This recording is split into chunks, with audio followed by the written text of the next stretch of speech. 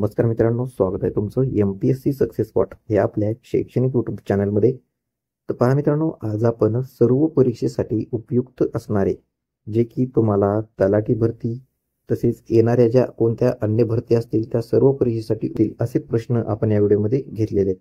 पहा, TCS पॅटर्ननुसार आपण हे प्रश्न इथे घेतलेले आहेत। तर इथून पुढे जी तलाठी भरती होणार आहे, ज्या ज्या TCS पॅटर्ननुसार भरती निघणार आहेत, ह्या सर्व सरळ सेवा भरतीसाठी हे प्रश्न अत्यंत उपयोगी ठरणार आहेत। पहा मित्रांनो, आपण यामध्येच मागील तलाठी भरती जी 2023 मध्ये झालेली होती, तर 2023 मध्ये झालेली तलाठी भरतीमधील सुद्धा आपण इथं घेतलेले आहेत। तर पहा, व्हिडिओ शेवटपर्यंत पाहायचा आहे। व्हिडिओ आवडला तर व्हिडिओला एक लाईक इथं नक्कीच करायचा आहे। पहा, आज आपण प्रश्नपत्रिका पहिली घेत आहोत। तर यामध्ये आपण 10 प्रश्न घेतलेले आहेत। तर पहा, तुम्हाला यामधील 10 प्रश्नापैकी तुम्ही किती प्रश्न तुमचे बरोबर येतात ते तुम्ही नक्कीच पाहायचं आहे। तसेच जर आपल्या चॅनलवर नवीन असाल तर आपल्या चॅनलला सबस्क्राईब सुद्धा करून तुम्ही घ्यायचं आहे।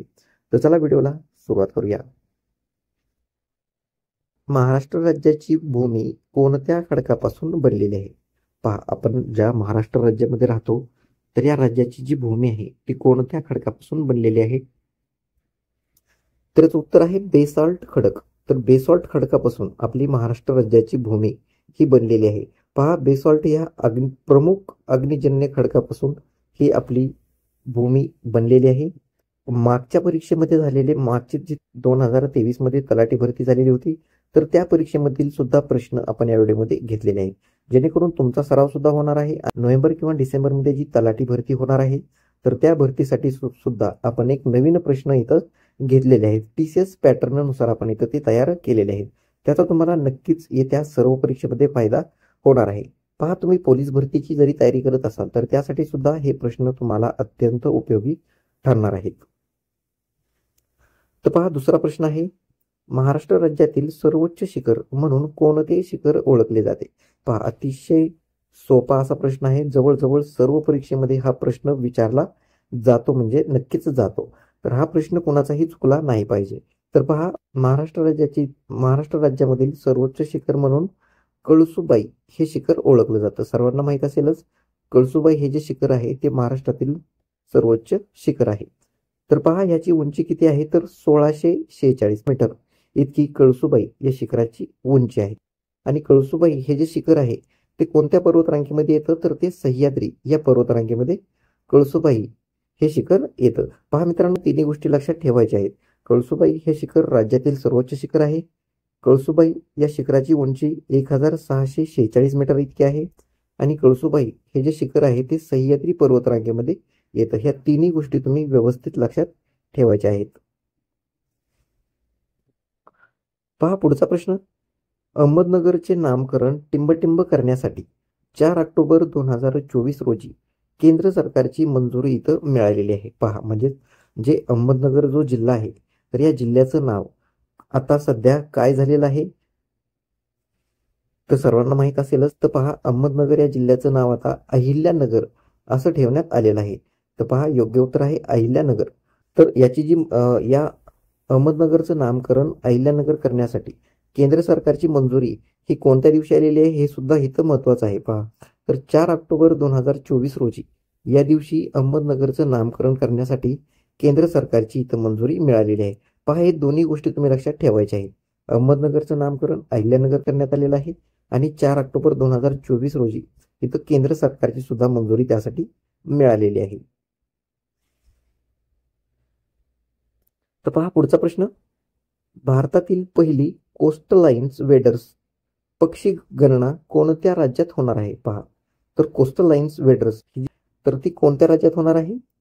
तर याचं योग्य उत्तर आहे गुजरात। पहा, तर गुजरात या राज्यामध्ये कोस्टल लाईन्स वेडर्स ही पक्षी गणना होणार आहे। लक्षात ठेवायचं आहे गुजरात।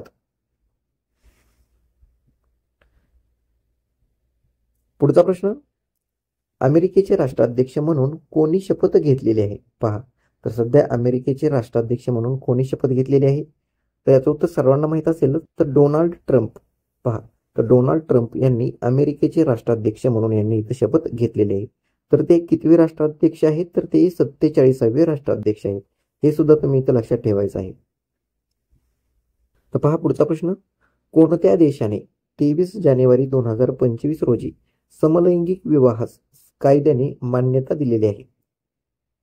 तर पहा, 23 जानेवारी 2025 रोजी समलैंगिक विवाहास कोणत्या देशाने मान्यता दिलेली आहे? तर याचं योग्य उत्तर आहे थायलंड. पहा, तर थायलंड ह्या देशाने 23 जानेवारी 2025 रोजी समलैंगिक विवाहास कायद्याने मान्यता दिलेली आहे.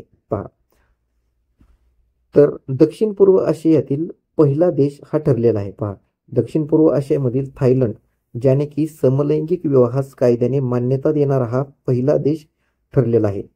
तसेच तैवान व नेपाळ नंतर आशिया खंडातील तिसरा देश आहे. पहा, अगोदर तैवान आणि नेपाळमध्ये समलैंगिक विवाहास कायद्याने मान्यता दिलेली होती.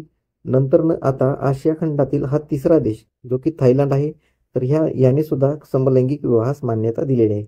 म्हणजे आता एकूण 3 देशामध्ये समलैंगिक विवाहास कायद्याने मान्यता दिलेली आहे. तर जगातील पहिला देश कोणता आहे? तर पहा, नेदरलँड. तर नेदरलँड हा जगातील समलैंगिक विवाहास कायद्याने मान्यता देणारा हा पहिला देश ठरलेला आहे. तर पहा पुढचा प्रश्न, नरवीर उमाजी नाईक कोणत्या किल्ल्याच्या बंदोबस्तात होते? पहा मित्रांनो, तुम्हाला जर वाटत असेल की आपण फक्त प्रश्न आणि उत्तर घेण्यापेक्षा आपण ऑप्शन म्हणजेच पर्याय सुद्धा घ्यायचे का, तर तुम्ही नक्कीच कमेंट करून मला सांगायचं आहे, जेणेकरून मी पुढील व्हिडिओ आपण जसं आता प्रश्न आणि फक्त उत्तर घेतलेलं आहे तसंच आपण पुढील व्हिडिओमध्ये पर्याय सुद्धा म्हणजेच ऑप्शन सुद्धा पुढे घेऊया. आपण तुम्हाला कसं वाटतं ते तुम्ही नक्कीच कमेंटमध्ये सांगायचं आहे. तर पहा, नरवीर उमाजी नाईक हे पुरंदर या किल्ल्याच्या बंदोबस्तामध्ये होते. पहा, पुरंदर किल्ल्याच्या बंदोबस्तामध्ये नरवीर उमाजी नाईक हे होते.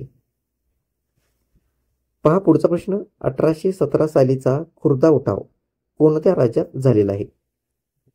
तर पहा, 1817 सालीचा जो खुर्दा उठाव आहे तो कोणत्या राज्यात झालेला आहे? तर तो ओडिसा या राज्यामध्ये झालेला आहे. पहा, तर ओडिसा आणि ओरिसा हा शब्द एकच आहे. भरपूर ठिकाणी ओडिसा आहे, काही काही ठिकाणी ओरिसा सुद्धा आहे. तर पहा, जो खुर्दा उठाव जो होता जो 1817 साली झालेला आहे तो ओडिसा या राज्यामध्ये झालेला आहे. तर पहा पुढचा प्रश्न, 1923 साली भारतीय हिंदू शुद्धी महासभा या संस्थेची स्थापना कोणी केली होती? पहा, भारतीय हिंदू शुद्धी महासभा, तर या सभेची स्थापना कोणी केलेली आहे? तर योग्य उत्तर आहे स्वामी श्रद्धानंद. पहा, तर स्वामी श्रद्धानंद यांनी भारतीय हिंदू शुद्धी महासभेची स्थापना यांनी इथं केलेली आहे 1923 साली. पहा, इसवी सन सुद्धा लक्षात ठेवायचं आहे, हे सुद्धा अतिशय महत्वाचं आहे. तर पहा पुढचा प्रश्न, पुढचा आणि शेवटचा प्रश्न, महाराष्ट्रातील शेतकऱ्यांच्या आत्महत्येची कारणे शोधण्यासाठी टिंबटिंब यांच्या अध्यक्षतेखाली समिती स्थापन करण्यात आलेली होती. पहा, तर महाराष्ट्रामध्ये जे शेतकऱ्यांच्या आत्महत्या झालेल्या होत्या तर त्यांचं कारण शोधून काढण्यासाठी कोणाच्या अध्यक्षतेखाली समिती स्थापन करण्यात आलेली होती? तर योग्य उत्तर आहे नरेंद्र जाधव. पहा, अतिशय महत्वाचा प्रश्न आहे. तर नरेंद्र जाधव यांच्या अध्यक्षतेखाली महाराष्ट्रातील शेतकऱ्यांच्या आत्महत्येची कारणे शोधून काढण्यासाठी एक समिती स्थापन करण्यात आलेली होती. तर पहा मित्रांनो, आपण ह्या व्हिडिओमध्ये 10 प्रश्न घेतलेले होते. अतिशय महत्त्वाचे असे हे 10 प्रश्न आपण इथे घेतलेले आहेत. तर यामध्ये आपण काही 2023 मध्ये झालेली जी तलाठी भरती होती त्याचे सुद्धा प्रश्न यामध्ये काही ऍड केलेले आहेत.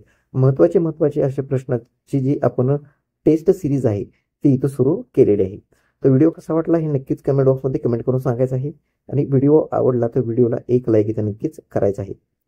तर चला भेटूया पुढील व्हिडिओमध्ये. धन्यवाद.